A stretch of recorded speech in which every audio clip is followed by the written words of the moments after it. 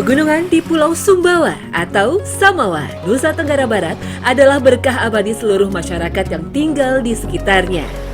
Kita hanya dituntut untuk tangguh agar dapat memetik hasil yang disediakan oleh alam megah ini.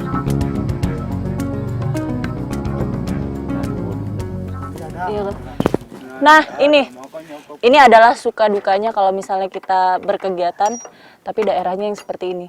Ini padahal bukan mau off-road loh, ini saya cuma mau ikut bapak-bapak ini panen madu sebetulnya, tapi apes. Kok mesinnya panas.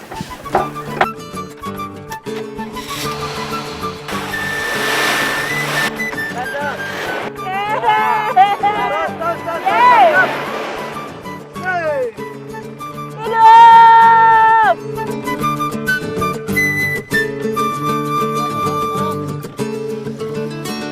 Dikarenakan bentang alam yang unik inilah, berpetualang di Pegunungan Sumbawa selalu menciptakan kesan yang mendalam bagi saya.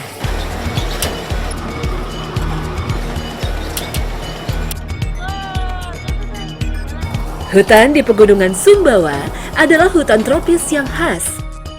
Vegetasinya tidak terlalu rapat dan berada di pegunungan dengan kontur yang terjal. Sejak dahulu, hutan Sumbawa dikenal sebagai habitat alami kawanan lebah madu. Para pemburu madu adalah kelompok yang paling aktif menjelajah kawasan ini. Mereka seperti memiliki areal perburuan yang tetap. Penentuan areal perburuan biasanya dibuat berdasarkan kesepakatan antar kelompok pengambil madu. Waktu perburuan biasanya dilakukan dari pagi hingga siang hari. Cara ini diyakini lebih efektif dalam menemukan jejak pergerakan kawanan lebah.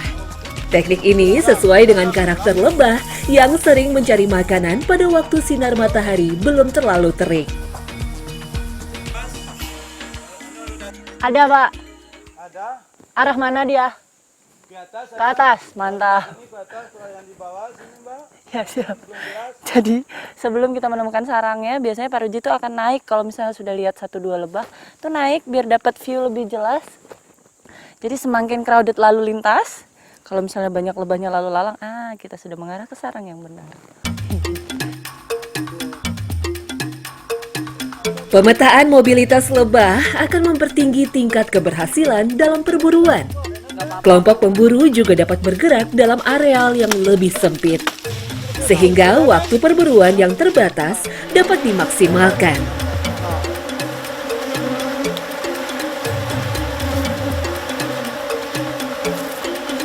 Di Pegunungan Sumbawa, jenis lebah yang mudah dijumpai adalah Apis dorsata, yakni jenis lebah dengan ukuran terbesar dibandingkan jenis lain dalam kelompok spesies apis.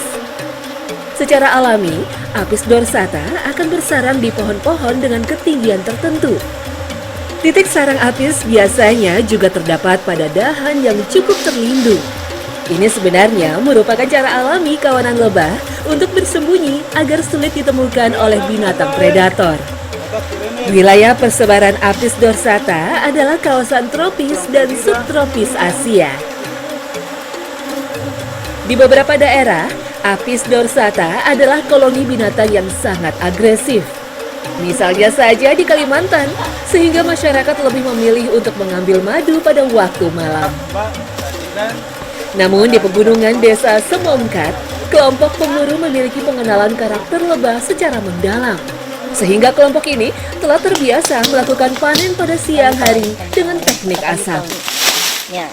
Asap ini nanti dibuat dari kayu tele, ini kayu tele atau kayu telur. Nah, lihat diiris kecil-kecil begini, tapi bawahnya tetap biar gampang dipegang. Kenapa dipilih kayu tele? Karena dia lama terbakar. Jadi kita nggak ganti-ganti kayu, Pak ya. Pegang ini aja, tahan sampai selesai petik ya.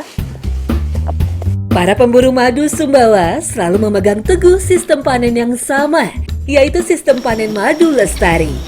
Prinsip ini terus digunakan untuk menjaga keberadaan populasi lebah madu di kawasan hutan mereka. Kelompok pemburu biasanya akan selalu menerapkan rotasi pemanjat. Tujuannya agar setiap pemanjat selalu berada pada kondisi prima dengan tingkat konsentrasi yang baik. Udah pada bubar, semua keluar semua dari sarang.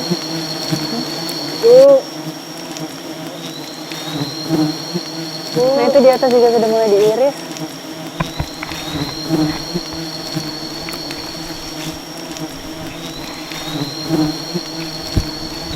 Kalau dibandingkan dengan petik madu di daerah Sialam, madu Sialam di Riau, ini kalau buat saya, ini lebahnya jauh lebih slow. Lebih baik hati ya Pak.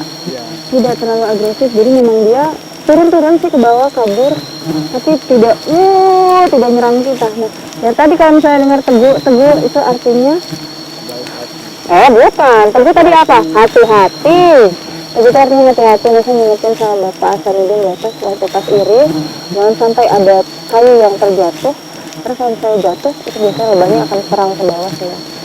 Jadi kalau misalnya lihat, ini sarangnya sebenarnya masih muda. Kalau misalnya lihat, itu hanya diambil nggak sampai setengah sih dari sarangnya ya. Itu masih muda betul itu. Ya, jadi dia punya anak, nah itu semuanya masih disisakan di atas sana. Ini mana? Keselamatan hutan juga menjadi perhatian para pemburu madu Sumbawa. Seluruh proses panen madu dilakukan dengan penuh kehati-hatian. Dari mulai penentuan lokasi, pembakaran penangkal sengatan, hingga pengirisan. Itu sebabnya hampir tidak pernah ada kasus kebakaran hutan di Sumbawa karena kecerobohan mereka.